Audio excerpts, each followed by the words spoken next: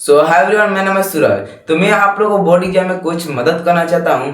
जैसा कि आप लोगों को बोर्ड एग्जाम में काफ़ी समय नहीं है, मान लीजिए लगभग आप लोगों को 60 या 45 दिन, मान लीजिए एवरेज 45 दिन समय है। लेकिन ऐसा जोड़ लीजिए तो आप लोगों को 66 दिन या 65 दिन देखने को मिलेगा। लेकिन आप लोग उस सब नहीं मानिए, क्योंकि देखिए जितना समय आपको देखने में लग रहा है वो है नहीं। आखिर में बहुत ही समय कम है। मैं आप लोग सोचते हैं कल कल कर लेंगे, लेकिन कल आता है लेकिन वो नहीं कर पाते। इसीलिए मैं छांट उठ कर आप लोग 45 दिन मानिए एवरेज। इसलिए मैं आप लोग थंबनेल पर देखे होंगे। तो मैं 45 दिन, आखिरी 45 में मानिए आखिरी 45 दिन में कैसे लाया 400 अंक, तो मैं आप लोगों को ये बताऊंगा। मतलब मैं कुछ स्ट्रेटेजी बताऊंगा, जो कि कोई चैप्टर है, जो कि मान लीजिए कोई सब्जेक्ट है जो कि वो खाली मानिए वो पढ़ लेते हैं तो आपको आता है। देखिए सिलेबस भी काफ़ी महत्वपूर्ण होता है, जो कि सिलेबस से यही आता है क्वेश्चन, तो वह सब मैं बताऊंगा। और कोई कोई मान लीजिए टेक्निक भी बताऊंगा जिसे अभी करना चाहिए। तो सबसे पहले हम लोग बात कर लेते हैं स्कोरिंग सब्जेक्ट पर। देखिए स्कोरिंग सब्जेक्ट मान लीजिए अभी फिलहाल में देखिए अभी संस्कृत मान लीजिए 10th क्लास में मान लीजिए हिंदी है और संस्कृत है। तो ये दोनों सब्जेक्ट में मान लीजिए दोनों मान लीजिए जो इति है मान लीजिए सब्जेक्ट है, तो इसमें आप लोग क्या करना है, मान लीजिए 14 को चैप्टर है जो कि संस्कृत का, और 29 चैप्टर है जो कि हिंदी का। ये मान लीजिए चैप्टर आपको पूरा पढ़ना पड़ेगा। देखिए मैं इसमें कोई इंपॉर्टेंट चैप्टर नहीं है जो कि इनमें से ज़्यादा आता है, लेकिन देखिए इसमें क्या होता है मान लीजिए सब भी पढ़ना पड़ता है। मान लीजिए एवरेज दोनों सब चैप्टर से मिला जुला कर क्वेश्चन आ जाता है। इसमें कोई गारंटी नहीं तो मानिए हर साल इसमें रिपीट करेगा, इसमें अंदाजा नहीं लगाया जा सकता। मानिए उतना डीप में जाइए तो कुछ कुछ थोड़ा सा मिलेगा, लेकिन उतना कोई करेगा। मान लीजिए उससे बढ़िया उतना खोजने में टाइम आप लोग पढ़ लीजिएगा। इसलिए आप लोग मान लीजिए हिंदी का तो पूरा आप लोग कंप्लीट करना पड़ेगा। हिंदी के 29 चैप्टर और जो संस्कृत का चैप्टर है मान लीजिए 14, तो वो कंप्लीट कर लीजिएगा। और उसके बाद में जो ग्रामर है, तो आप लोग ग्रामर तो पढ़ लिए होंगे, नहीं पढ़े तो आप लोग पढ़ लीजिएगा, क्योंकि ग्रामर से भी बहुत क्वेश्चन पूछा जाता है। हिंदी ग्रामर और संस्कृत ग्रामर दोनों, मान हिंदी ग्रामर पढ़ते हैं तो संस्कृत काम हो जाए, या संस्कृत पढ़ते हैं तो संस्कृत में हिंदी में काम हो जाएगा। मतलब हल्का फुल्का थोड़ा सा डिफरेंट रहता है, इसलिए आप लोग थोड़ा सा दोनों मिला जुला कर पढ़ लीजिएगा। अब हम लोग बात आते हैं मान लीजिए मैथ पर, मेन पॉइंट जो कि मान लीजिए मैथ में सबको डर लगता है। देखिए मैथ में तो हम लोग को मान लीजिए 15 चैप्टर है, जो कि काफ़ी इनमें से मान लीजिए कोई इंपॉर्टेंट मान लीजिए बहुत सारे इंपॉर्टेंट नहीं है। मान लीजिए लगभग 7 या 8 क्वेश्चन मान लीजिए 8 चैप्टर इंपॉर्टेंट है, जो कि उसका पढ़ना ही जरूरी है। तो मैं आप लोगों को बता दे रहा हूँ कौन कौन सा आप लोग पढ़ लीजिएगा, नहीं तो वीडियो पूरा लंबा जो मैं एक दो चैप्टर को मान लीजिए एक दो सब्जेक्ट बता दूंगा, नहीं तो पूरा बताने लगा तो पूरा वीडियो ही लंबा हो जाएगा, मान लीजिए 1-2 घंटे चल जाएगा, तो कोई देखेगा। तो इसीलिए चलिए मैं मैथ को आपको बता दे रहा हूँ। देखिए सबसे पहले आप लोगों को तो मान लीजिए त्रिकोणमिति पढ़ना पड़ेगा, त्रिकोणमिति, एंड उसके बाद निर्देशांक ज्यामिति पढ़ लीजिएगा।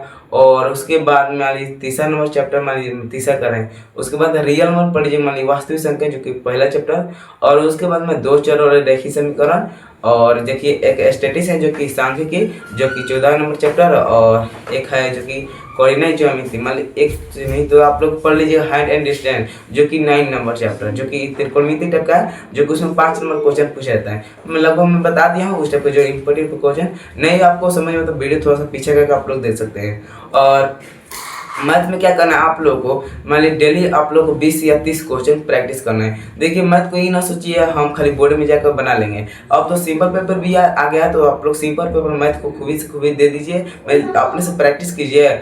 और उसके बाद मान लीजिए आप क्या करेंगे, और प्रीवियस ईयर क्वेश्चन करिए मैथ का, मान लीजिए अपने से सॉल्व करिए, प्रैक्टिस किया। और जो फार्मूला आता है, फार्मूला से भी क्वेश्चन बहुत आता है, फार्मूला का आप लोग याद करके जाइएगा, जो कि त्रिकोणमिति में होता है ना, जो डिग्री वाला मान, उसमें से मान लीजिए 2-3 क्वेश्चन हर साल पूछा जाता है, जो 2025 में आता है और 2026 में आएगा तो आएगा, ये कन्फर्म है। ये सब मान लीजिए जो मैं चैप्टर बताया हूँ उस समय से आएगा भाई, ये कन्फर्म है। आप लोग लिख के ले लीजिएगा, दाव कर रहा हूँ, उस समय आएगा क्वेश्चन, ये आप लोग पढ़ लीजिएगा। या फिर और वन शॉट देख सकते हैं, कहीं से ज़्यादा नहीं बकवास करते हैं। चलिए और साइंस में बात करें तो साइंस में भी आप लोग पढ़ सकते हैं, इसका भी इंपॉर्टेंट चैप्टर बता देता हूँ, जो कि पहले मान लीजिए फिजिक्स के बात कर लेता हूँ। देखिए फिजिक्स में आप लोग प्रकाश के परिवर्तन एंड अपवर्तन पढ़ लीजिएगा। और उसके बाद में विद्युत धारा है तो उसे पढ़ लीजिएगा। मान लीजिए और क्या बताते हैं चैप्टर, मान लीजिए उसके बाद में ऊर्जा का स्रोत है, जो कि 4 चैप्टर पढ़ लीजिएगा। एंड जो कि केमिस्ट्री में बता रहा हूँ, जो कि पहले वाले 4 चैप्टर पढ़ लीजिएगा। मान लीजिए रसायन, पहला चैप्टर क्या है, रासायनिक शास्त्र एवं समीकरण, इसे पढ़ लीजिएगा। और दूसरा है अम्ल भस्म एवं लवण, और तीसरा है धातु एवं धातु, और चौथा है चैप्टर कार्बन तथा उसके यौगिक है। तो ये मान लीजिए 4 चैप्टर केमिस्ट्री में पढ़ना जरूरी है। ये चारों एक दिशा वाले केमिस्ट्री में मान लीजिए इंपॉर्टेंट है, और इसी चैप्टर चारों मान लीजिए चैप्टर से एक मान लीजिए क्वेश्चन बनता है केमिस्ट्री का। और बायोलॉजी की बात करें तो बायोलॉजी में 2 चैप्टर बताऊंगा, जो कि पहला है जैव प्रकरण। जैव प्रकरण मान लीजिए एक ही चैप्टर नहीं, जो कि 4 चैप्टर है, जो कि एनसीईआरटी देखा जाएगा तो मान लीजिए 4 चैप्टर में, और नहीं एनसीईआरटी हाँ उसे देखा जाए तो मान लीजिए कोई बुक में, तो मैं चलिए। और उसके बाद में जनन, मान लीजिए जनन में एक पढ़ लीजिएगा, और जैव प्रकरण मान लीजिए 2 चैप्टर, मान लीजिए 4 चैप्टर है और एक 5 चैप्टर इसमें है, लेकिन आप लोग डिवाइड करेंगे तो 5 चैप्टर होगा, नहीं तो एक है जैव प्रकरण, उसी में सब आ जाता है। जैसे कि मैं आपको बता दूं, जैसे कि पहला हो जाएगा जैव प्रकरण, और दूसरा को श्वसन, और उसके बाद उत्सर्जन, उत्सर्जन, और उसके बाद परिवहन, और उसके बाद जनन पढ़ लीजिएगा। या फिर ये आप लोग कर लीजिएगा साइंस में, ये आपका कंप्लीट हो जाएगा। और देखिए साइंस में भी आपको क्या करना है, मान लीजिए मेन पॉइंट को आपको ध्यान रखना है, और मेन पॉइंट को लिखिएगा। मान लीजिए जो कि मान लीजिए जो होता है क्या कहते हैं उसे डायग्राम बनाना, उसे भी बना लीजिएगा और प्रैक्टिस कर लीजिएगा। मान लीजिए डायग्राम वगैरह बनाने को आ जाता है। और मैं भी बताऊंगा आगे, जो कि एग्जाम टाइम से लॉन्ग क्वेश्चन का, जो कि वीवीआई मान लीजिए लॉन्ग क्वेश्चन कौन कौन सा आने वाला है 2026 में, जो कि मान लीजिए फिजिक्स से, केमिस्ट्री से, ये सब के बताऊंगा, और मैथ से भी बता दूंगा एवरेज मान लीजिए मिला जुला का। तो चलिए अब हम लोग बात करते हैं एसएसटी में। बट देखिए एसएसटी में आप लोगों में चैप्टर बताते बताते हैरान हो चुका हूँ कि उसका बहुत बड़ा सिलेबस है, मतलब इकोनॉमिक, पॉलिटिकल साइंस और हिस्ट्री, ज्योग्राफी बहुत सारा है, उसमें कितना बताऊँ यार। इसीलिए आप लोग देखिए क्या कीजिए, मान लीजिए आप लोग पढ़े हो तो आपको पता होगा, तो देखिए जहाँ से मान लीजिए क्वेश्चन बैंक ले लीजिएगा, सिंपल आप लोग वहाँ से डिसाइड करिए कौन सा ज़्यादा पूछ रहा है चैप्टर, कौन से नहीं पूछे, तो आप इस हिसाब से पढ़ सकते हैं। एंड उसके बाद मान लीजिए नहीं मान लीजिए डिसाइड हो रहा तो आप लोग कहीं से वीडियो देख लीजिएगा, या फिर मेरा चैनल पर है वीडियो हिस्ट्री का, तो आप हिस्ट्री का सॉरी आप लोग मान लीजिए सब विषय का है अपलोड, तो आप लोग वहाँ से देख लीजिएगा, और नहीं तो आप लोग कहीं से देख लीजिएगा। मैं क्या कह सकता हूँ, तो और आपको क्या करना है, मान लीजिए आपको की पॉइंट पर ध्यान देना है। मतलब जो हिस्ट्री या पॉलिटिकल साइंस में आपको है, जो कि मान लीजिए पूछा जाता है ज़्यादा, उस पर की पॉइंट को बनाइएगा। और जैसे कि मान लीजिए परिभाषा ज़्यादा एसएसटी में लॉन्ग रहता है, तो उसे आप लोग की पॉइंट के माध्यम से आप लोग याद रख सकते हैं। मैं अगली वीडियो में आप लोग को एसएसटी का सब चीज़ बताऊँगा, जो कि मान लीजिए कौन सा क्वेश्चन, मान लीजिए चैप्टर है जो कि लॉन्ग क्वेश्चन आने का, मैं सिर्फ चैप्टर बताऊंगा कौन सा क्वेश्चन आने वाला है लॉन्ग क्वेश्चन इस चैप्टर से, ठीक है। और यार मैं चैप्टर भी बता दूंगा वीडियो में, अगर मान लीजिए 2-3 आप लोग कमेंट कर देते हैं तो हाँ मैं बना दूंगा। अब बात आती है तो कैसे लाइन 450। देखिए मैं तो सब बता दिया हूँ, आप लोग कौन सा चैप्टर पढ़ना चाहिए, मैं मैथ भी बता दिया, साइंस भी बता दिया, और एसएसटी और हिंदी संस्कृत सबके मैं बता दिया हूँ। लेकिन मैंने इंग्लिश की क्यों नहीं बताया, देखिए इंग्लिश में 10th क्लास को नहीं जोड़ा जाता है, इसलिए मैं उसे नहीं बताया। उसके लिए मैं सॉरी कहता हूँ, सॉरी मांगता हूँ यार, मैं उसके बारे में नहीं बताया, क्योंकि मेरे को उसके बारे में जानकारी नहीं, तो खुद तुमको क्यों बताया भाई, मेरे को खुद उसके बारे में पता नहीं है, जान लीजिए, इसीलिए मैं नहीं बता रहा हूँ, ठीक है। और अब हम लोग बात करते हैं, अब हम लोग मान लीजिए 400 प्लस मार्क्स कैसे लाएं।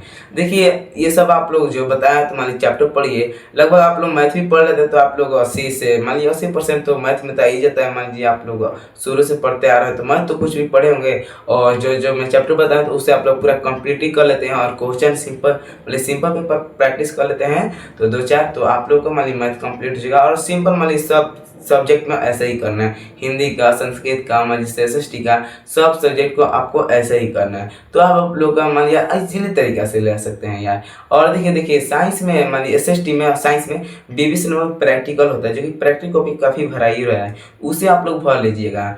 और भाई लोग मेरा वीडियो काफ़ी लंबा हो चुका है, और मैं वीडियो का इंतजार करता हूँ। चलिए मिलते हैं अगली वीडियो में किसी नए टॉपिक के साथ। अगर आपको वीडियो पसंद आया होगा तो अपने मित्र के साथ शेयर कर सकते हैं, या फिर कोई मेरे से गलती हो तो उसे माफ़ कर दीजिएगा, क्योंकि समझते हैं ना। चलिए बाय।